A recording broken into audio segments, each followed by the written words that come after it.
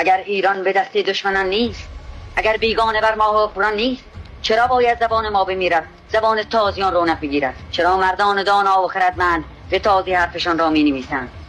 چرا حرکت که شعری می سراید در آن بیگانگان را می ستاید؟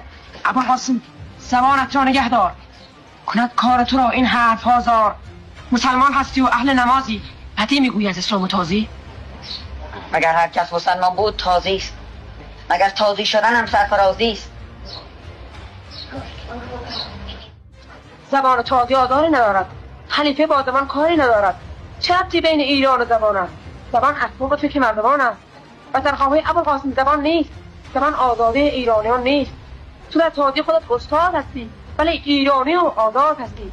برادر جان برو در بند خود باش، فکر خالو و فرزند خود باش. نمیدانی که اصلا حرف من چیست، نمیفهمی که معنای وطن چیست.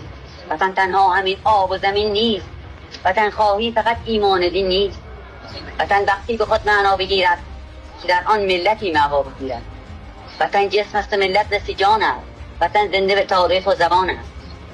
اگر روزی زبان گردد فراموش، بمیرد جسم جان گردد فراموش.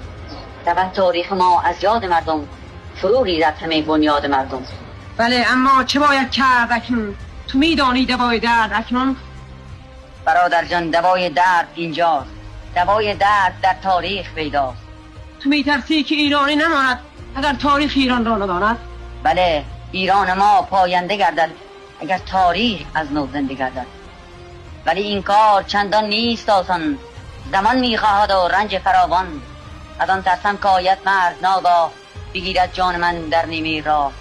دقیقه هم همین را آرزو داشت، ولی مرگش رسید از راه و نگذاشت. چه حرفی میزنی؟ مردن کدام است؟ مگر پیری؟ مگر عمرت تمام است؟ جوان، این حرفها از تو بعید است. بنای زندگانی بر امید است. قدم در راه کار خویش بگذار، خدا یار تو خواهد بود در کار. بگیرم شادمان در دست خامه، بپردازم به کار شاهنامه. زبان پارسی را زنده سازم، بدان تاریخ را پاینده سازم. ابوالقاسم خدا یار تو باشد، خدا یار تو در کار تو باشد.